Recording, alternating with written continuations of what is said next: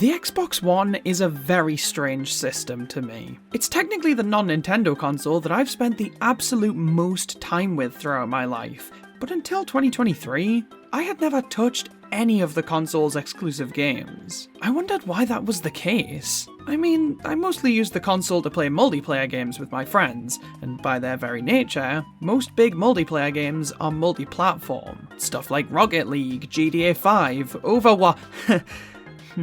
So I decided it was time to fix that. I decided I was going to try and track down and play some Xbox One exclusive games. And what I found shocked me. The Xbox One has no exclusive games. And yes, I'm exaggerating, but also, I'm not really exaggerating. In a world where exclusive games are what sell consoles, a platform as big as Xbox having basically none is a big problem. Hey, what's up? It's your boy Rock.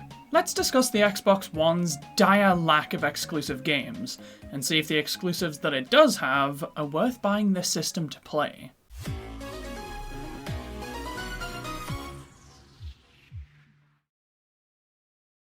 Like it or not, exclusive games are important. If Nintendo released their games on other platforms, they would have been out of the hardware race decades ago.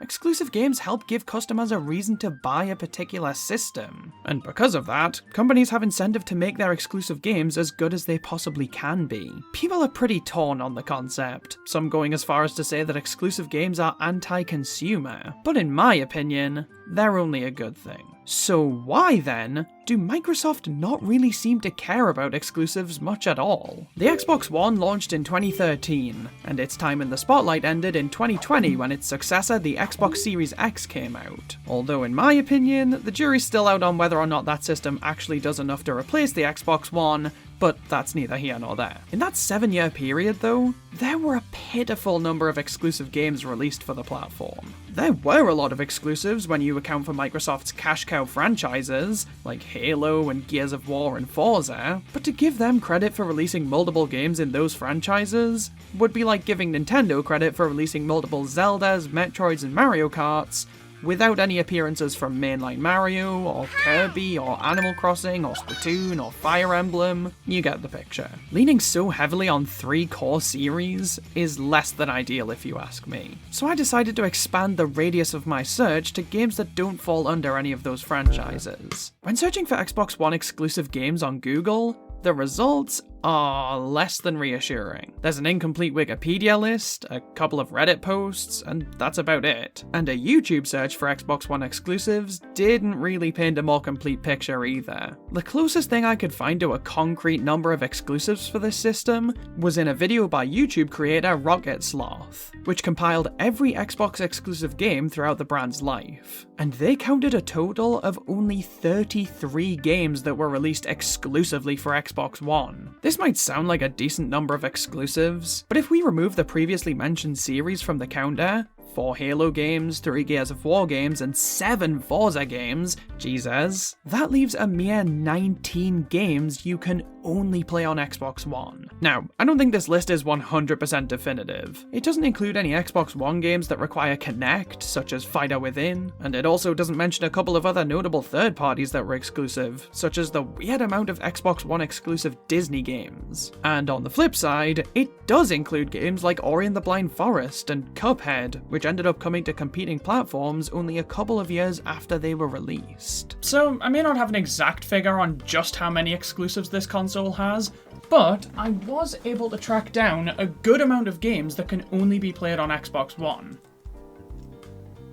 And PC, but I'm focusing on consoles here. Some of these games might have came to stuff like the Series X or the PS5, so just for the sake of this discussion, I'm counting games that were Xbox One exclusives before the end of 2020, when the next generation of consoles released.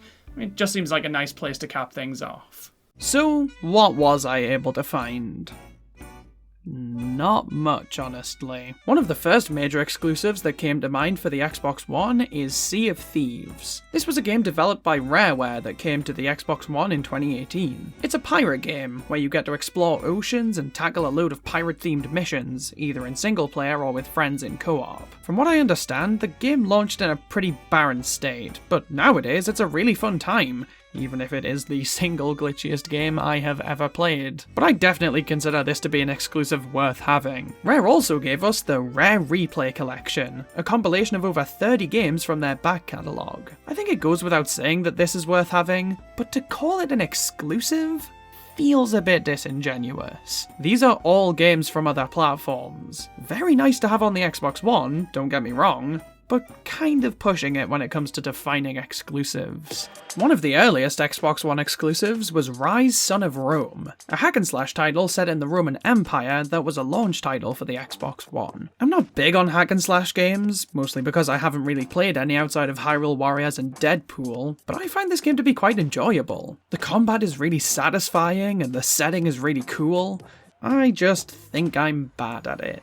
But that by no means it's bad. It's a fairly unique title and worth playing, at least in my limited experience with it. In 2014, Sunset Overdrive came out to mixed reception. I've only spent about half an hour with the game, but I can definitely see why it garnered the response it did. The game oozes with charm and has a very unique style going for it, but the gameplay, I found to be a bit of a mixed bag. The movement physics felt a bit clunky to me, and didn't pair super well with the combat. I can maybe see myself getting used to it, or at the very least persevering just to experience the rest of the game, but it didn't leave a great first impression on me. At the very least, I can praise this game for letting me live out my one true fantasy of having a blue mustache and being female. Quantum Break, on the other hand, seems like a really intriguing game. It's a third-person story game that centers around time manipulation, and the story is pretty unique, being from the perspective of the friend of a scientist who discovered time travel, but ended up causing a break in the fabric of space-time. The way time manipulation plays into every aspect of the gameplay and story is really interesting, even if the rest of the gameplay experience leaves something to be desired. The State of Decay series is exclusive to Xbox One, technically. I mean, the first game came out on Xbox 360, but the Year 1 Survival Edition is exclusive to Xbox One, and the sequel can only be played on this platform. There's also Recore, which is a really cool little game released in 2016. This was probably my favourite game of the batch that I played. It's an action-adventure game with a lot of platforming elements, and the gameplay it offers is really fun. The setting is really intriguing too. I believe it wasn't received all that well because the scope was promised to be a lot bigger than it ended up being, but I had a blast with it nonetheless. Bleeding Edge is the game that released the closest to the next generation of consoles out of the set I got a hold of, releasing on March 24th, 2020. It's an online multiplayer game focused around its 13 playable characters. It kind of gives me Overwatch vibes in that way, and much like modern Overwatch, this game received a pretty mixed reception. Killer Instinct got a reboot exclusively on Xbox One. That was weird. I associate that series so strongly with the SNES, so seeing it return after so much time,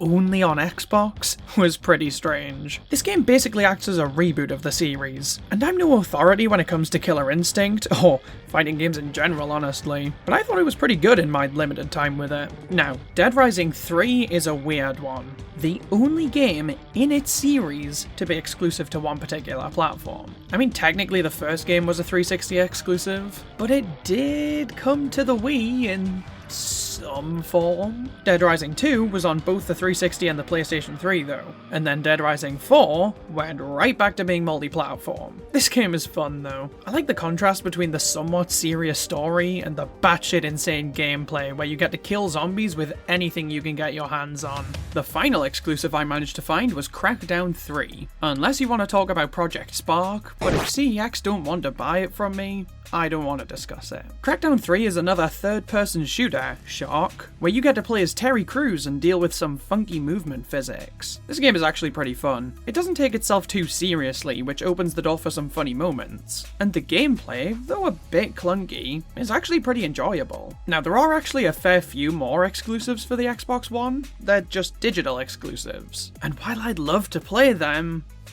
I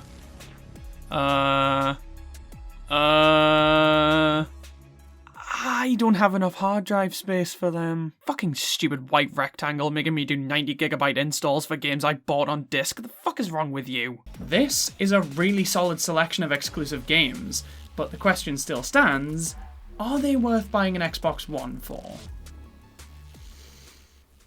I don't know.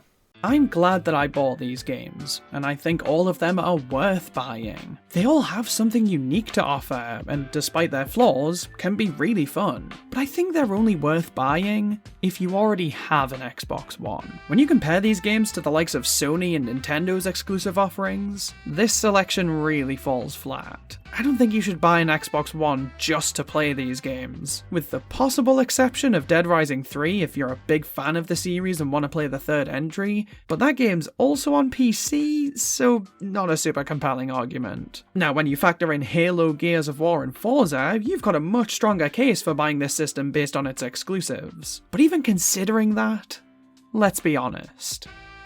Exclusive games are not why we bought the Xbox One. At least I'm willing to bet that's the case. It took me 7 years to touch any of this console's exclusive lineup, and while I might be an extreme case, I'd be willing to bet that a lot of people didn't buy this console for its exclusives, but rather to be their multiplayer machine. While it's becoming increasingly uncommon nowadays, only being able to play multiplayer games with people in the same console ecosystem as you is arguably a bigger incentive to buy a platform than its exclusive games. And thanks to the Xbox 360's dominance over the PS3 throughout most of the 7th generation, many people are loyal to the Xbox brand. I know at least for me, most of the people I know who are gamers are Xbox players. So if I wanted to play games with them, I needed an Xbox One, plain and simple. And that's why, from a consumer standpoint, it kind of doesn't matter whether or not the Xbox One has worthwhile exclusives. And from Microsoft's perspective, they don't care about exclusives because they don't need exclusives. Microsoft's business model for a while now has been buying big development studios and either having them make exclusives for their newest console, such as Bethesda and the Xbox Series consoles, or they publish them on all platforms and make money on every individual copy sold. If you want evidence of this, just look at Minecraft, a game I've been playing a surprising amount of recently. You're a little tiny bitch.